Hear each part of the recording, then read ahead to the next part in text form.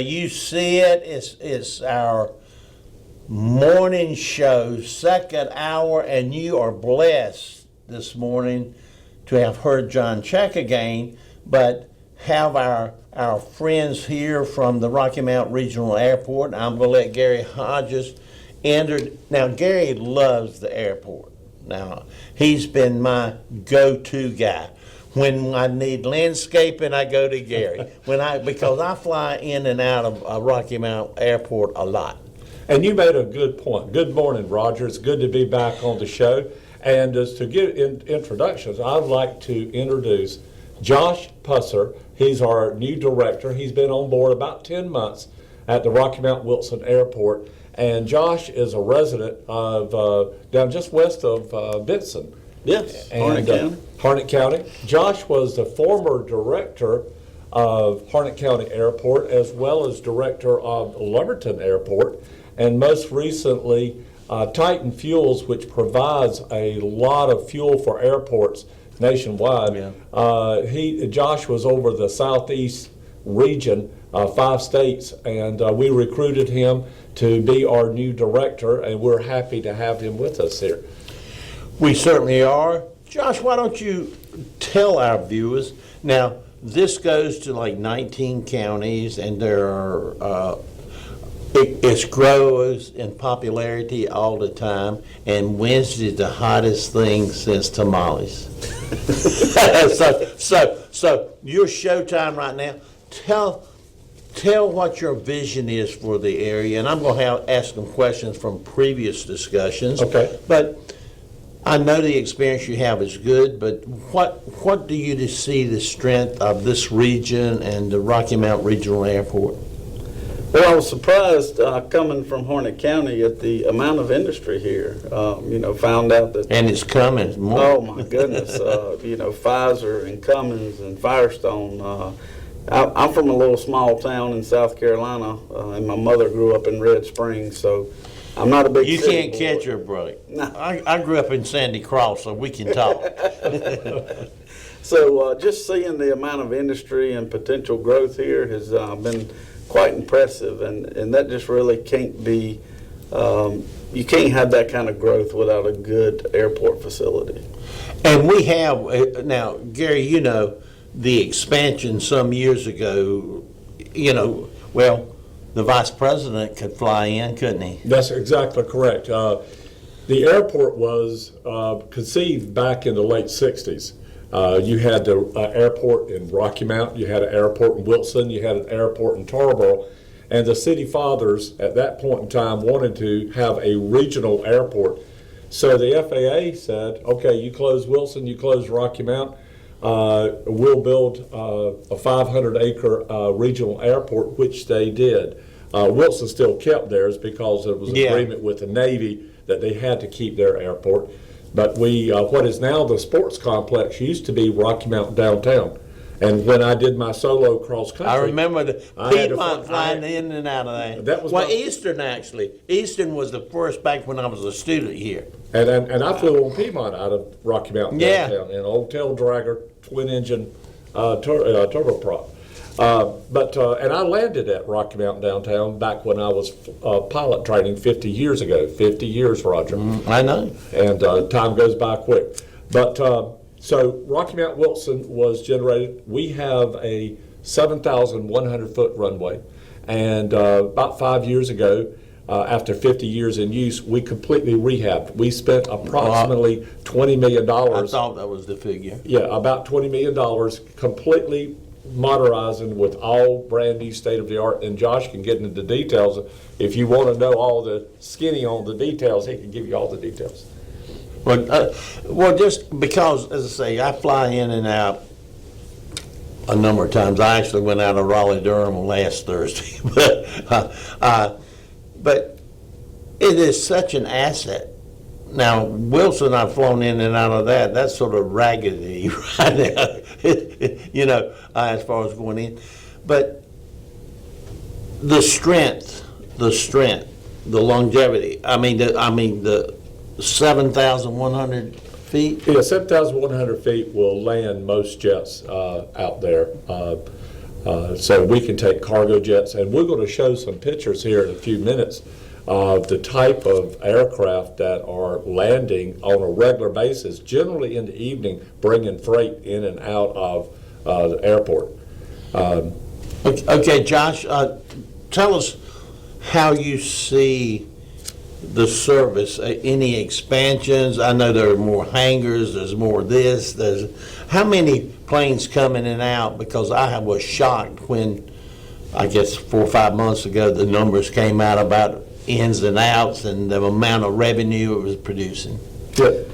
Yeah, so yeah, we certainly are making plans to house more aircraft. That's nationwide. There's aircraft are housed in what's called hangars. So there's a nationwide shortage. Airplane sales, especially on the corporate side, are booming. Right now, it would take you probably 3 years just to get in line to buy a new small jet aircraft. So we're poising ourselves to be ready for that. But we still get a lot of questions from people that maybe don't live here anymore, that flew on the airlines years and years ago and still think you can fly commercially out of here. And that's not what we have, and we may not get back there. But we support our industry with cargo and commercial flights that aren't necessarily, connecting you with Raleigh or Atlanta. But it's at this day and time that without having a government subsidy from an airline, that's pretty tough to get. Oh, sure. Well, I used to fly with Piedmont from here to Charlotte, and then you could go nonstop anywhere I'd want to go. When Southwest Airlines came to Raleigh-Durham and the other discount airlines, we were within that 1 hour ring. So if we were Greenville, we would have airline service. If we were Kinston or Fayetteville, we would have airline service. That's outside of that 1 hour ring from the Raleigh hub. Mm-hmm. So we're within that 1 hour ring. But a lot of people don't realize the hundreds, if not thousands, of flights that corporations in this region and are using the Rocky Mount Airport for transporting goods, moving their decision makers in and out, and things of that nature. So it is a vital part. We're what we call a Class 139 airport, Part 139. We're on the same classification as Raleigh-Durham or Greensboro or Charlotte. So for commercial operations, and it's a higher bar. It requires more equipment. It requires more money to maintain and things of that nature. But we have a very high standard and a very safe airport. We're just finishing a tree removal contract in the finality of that. Pine trees that are growing up into the glide slope on the approaches and departure ends of the airport. So we got a grant from the state, $680,000 to remove the trees from people's yards and pull up the stump, resod the grass, the trees out into wetlands of that approach area, taking those trees down as well. And so we did part one of that, so we're doing very well. My experience when I fly in quite often, many years ago, it was me, or the plane I was on. But now you fly in and there's small planes, there's big planes, cargo planes. I mean, there are times when I come in, there are 6 or 8 planes, in the runway there, or out in the parking area. Let's pull up Josh's pictures on some of the airplanes that are coming in, and I'll let Josh direct that. So we'll take a few seconds per image, Josh, and let you narrate that. So this is a DC-9. They're most likely bringing parts in to keep Cummins' plant running or to ship engines out that may have had a delay. So this aircraft could easily take on 5,000 or 6,000 gallons of fuel, which is massive for us. That's a big economic impact for our airport.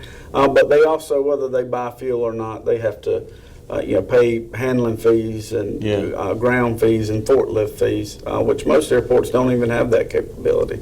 This would be from the 1940s. This is one of the most famous fighter planes there was, a P-51D model Mustang. And so anytime we get one of those to stop by, it's it's awesome. The sound of that, it's a 12-cylinder Merlin engine. It's just, you just can't reproduce that sound. How about that?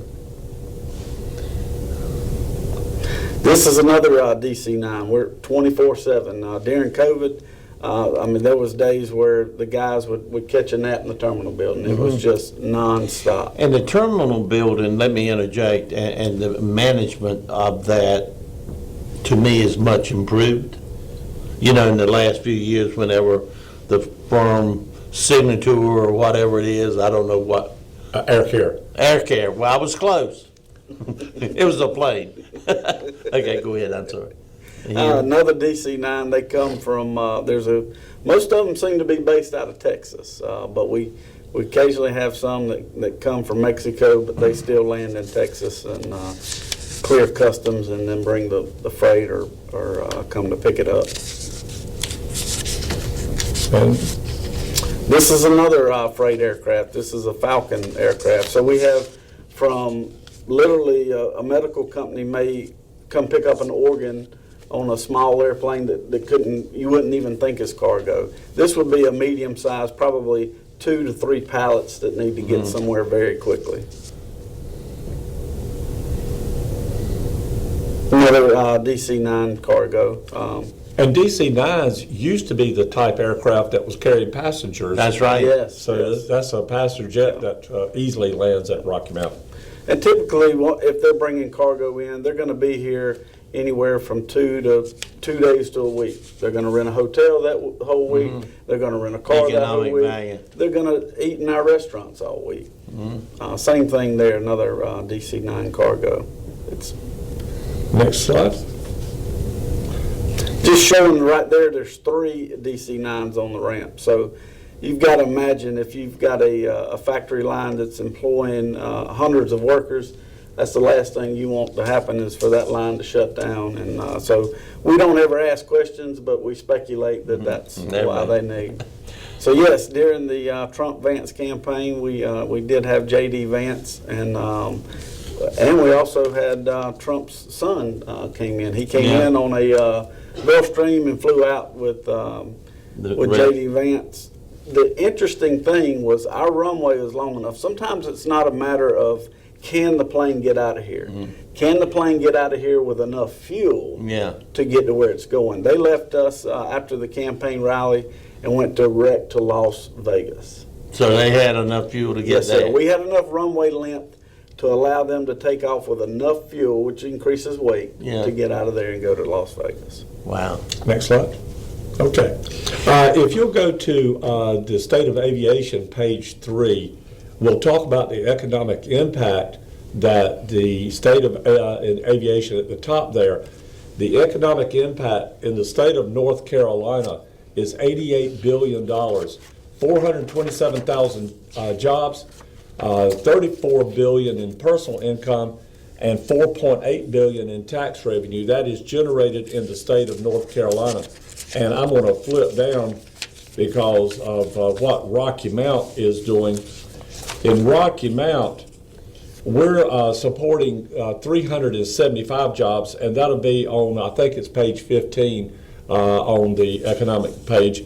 And our personal income is $28 million, and state and local taxes, $2.5 million, and economic output, $84 million.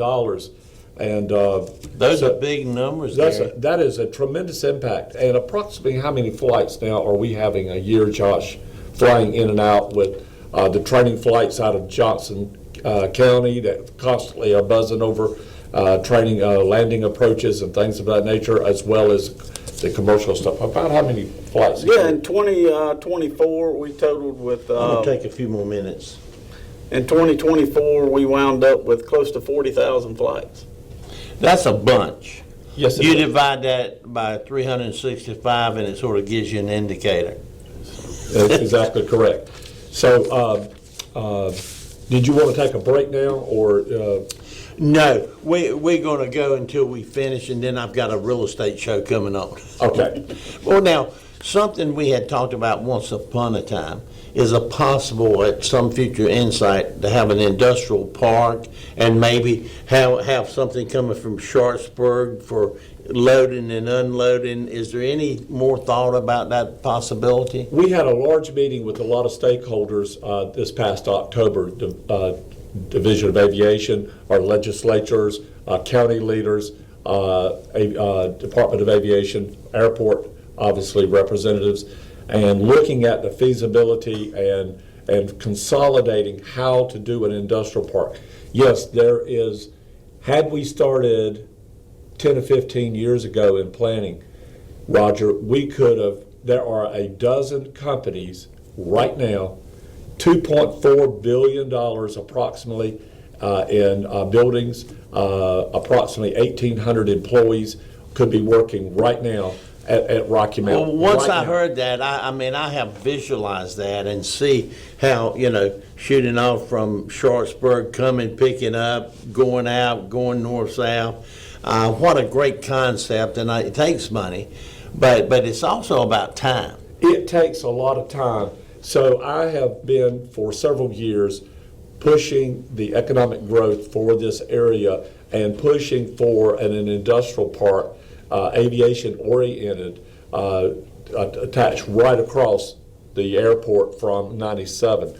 That will in the future require us to add another 1,000 feet perhaps to the runway, and we'll do it to the southwest. It will possibly allow, there's discussions in the future that 97 would have to be 4-laned all the way out to 95. There is the possibility, especially with the new electric taxis that are coming on into play now, that we even got a spot in the future design to have air taxi from Rocky Mount Airport directly to Raleigh. So, Well, see, those are things that our audience should hear, because we're forward thinking, proactive rather than reactive, and we're 15 years behind the 8 ball right now. yeah, we are behind, but we're progressing, and the dominoes are falling. And the studies, the feasibility study that was done absolutely supported a full-blown industrial park. There's demand. All the indicators lined up and said, absolutely, we definitely need to have a industrial park. Well, I'm glad to hear that, and hopefully you can supervise that, Josh, as we go forward, because that is so important. That is so important. Well, we need to reconvene at a later date as we go forward, as you get your feet in, and you've been 8 months, I think? About 10, but close. Okay, it seems like 10. But Gary, we'll have to get back, because we have another situation, another show coming on. But this is a start of great conversation, and next time we will take the full, like a half hour, that we can go into more detail, if that's okay with y'all. Absolutely. Josh, welcome to our community. Thank you, sir. I appreciate it. Welcome to our Please. community. Thank you for being here. Gary, always. I think I could call Gary if I had any problem. Same here. Okay. Well, we appreciate you, your time and your information, but we'll try to get them back on and at their schedule and convenience, so that we can talk further about this, because I think the vision for the future, the industrial park, is mind-boggling.